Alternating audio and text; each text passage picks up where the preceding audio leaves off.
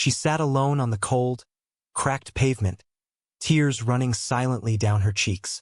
The laughter from the schoolyard felt miles away, like it belonged to another world.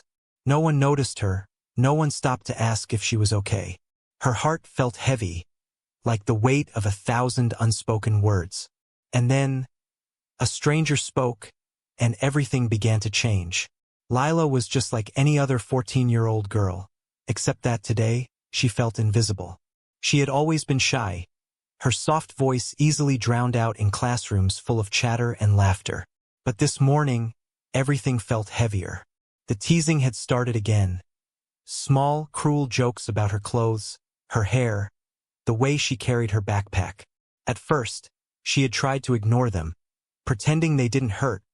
But by the time she reached the school courtyard, the weight of their laughter crushed her spirit.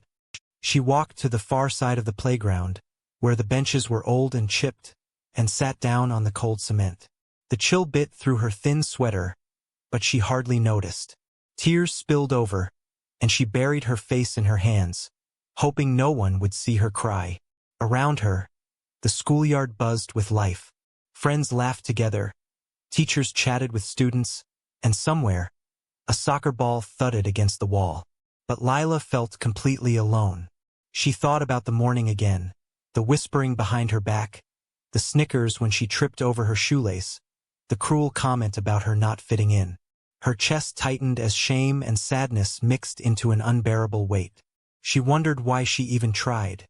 Every day felt like walking through a storm without an umbrella, every word a raindrop that soaked her spirit. Her mind wandered to home. Would her parents notice? Maybe not. She didn't want to bother anyone with her sadness. She just wanted to disappear, to sit somewhere quiet where no one could point, laugh, or whisper. Her stomach ached, not from hunger, but from loneliness. She wanted to feel safe, wanted someone to see her, to truly see her, for just one moment. And then, through the blur of her tears, she noticed someone standing a little way off. An older woman with kind eyes and a gentle smile watched her carefully. Lila quickly wiped her face, hoping she hadn't been seen. But the woman didn't look away. She walked closer, slowly, as if she were coming into Lila's stormy world with a small ray of sunlight. "Hi," the woman said softly, kneeling down so their eyes met. "Are you okay?" The simplicity of the question struck Lila. Nobody had asked that in hours, maybe days. Her voice caught in her throat. I don't know," she whispered. The woman smiled gently, not pushing, not rushing. She sat beside Lila on the cold cement, letting the silence speak as loudly as words could. It was a small gesture, almost nothing, but to Lila, it felt like the first bridge back to the world. For weeks, Lila had felt invisible at school. Every day brought a fresh wave of whispers and stares. Sometimes it was a joke about her clothes, other times a cruel comment about her grades. She tried to focus on her studies, but every lunch, every hallway, every classroom felt like a battlefield she couldn't win. Her small circle of friends had drifted away, leaving her to navigate the storm alone. One afternoon, the teasing escalated. She had spilled her water bottle by accident, soaking the notebook she had been working on for days. Laughter erupted around her like thunder. "Watch out, Lila. Don't drown your homework," one boy jeered. A group of girls giggled cruelly, whispering to each other as if sharing a secret they expected her to feel guilty about. Lila's face burned with shame. She tried to retreat, to hide, but the cafeteria was full, the hallways crowded, and her teachers were busy with other matters. Nobody seemed to notice the pain etched into her small, trembling frame. The more she tried to blend in, the more she felt like she didn't belong anywhere. She wondered if it was her fault, if maybe there was something wrong with her. By the end of the day, Lila found herself outside again, sitting on the same cold cement where she had cried last week. The sky was gray, mirroring her mood. Her backpack felt heavier than ever, loaded not just with books, but with rejection, humiliation, and loneliness. She hugged her knees tightly and let the tears fall freely, feeling like the world was too big and cruel for someone like her. She thought of giving up, of never trying to speak up or laugh again.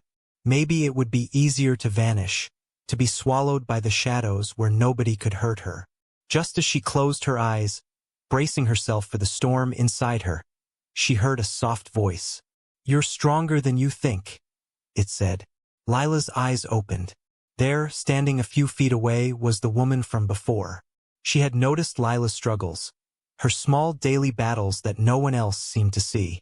The woman's presence was quiet, gentle, but filled with a warmth Lila had almost forgotten existed. "Sometimes the world feels like it's against us," the woman continued, kneeling beside her. "But even on the darkest days, a single kind word, a single moment, can make everything different." Lila shook her head, unsure if she believed it.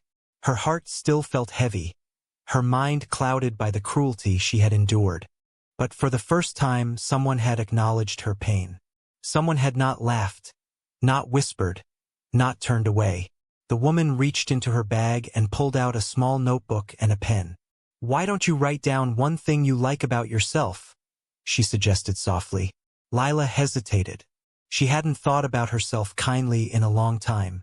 But something about the woman's gentle tone made her pick up the pen. I don't know," Lila murmured. "That's okay," the woman said. "Just try one thing. Anything, even small." Lila thought for a moment. She thought about her drawings at home, the stories she loved to read, the quiet way she noticed things others didn't. Slowly, she wrote, "I notice things others don't." The woman smiled, nodding. "See? That's special. Never let anyone take that from you." Something inside Lila shifted. For the first time in days, maybe even weeks, she felt a flicker of hope. The world was still big and confusing, still full of moments that hurt. But maybe, just maybe, she could find the people who would see her for who she truly was. The next day at school, Lila carried herself differently. She still felt nervous, still felt the sting of cruel words. But she remembered the woman's words. She noticed the small kindnesses around her. The friend who shared her pencil, the teacher who smiled when she answered a question correctly. Each tiny act became a brick in the bridge from loneliness to connection. Weeks later, Lila and the woman crossed paths again outside the school. Lila ran up to her, notebook in hand. "Thank you," she said, tears of gratitude shining in her eyes. "You didn't just help me. You reminded me that I matter." The woman hugged her briefly, smiling. "Kindness changes everything, Lila. Remember that and pass it on." From that day forward, Lila became a beacon for others. She noticed those who felt invisible, offering a smile, a kind word, or simply a listening ear.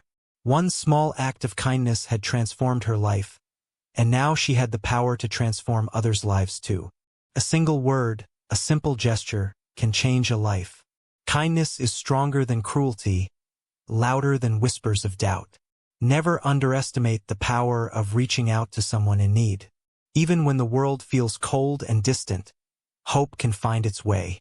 One act of compassion can spark a lifetime of change.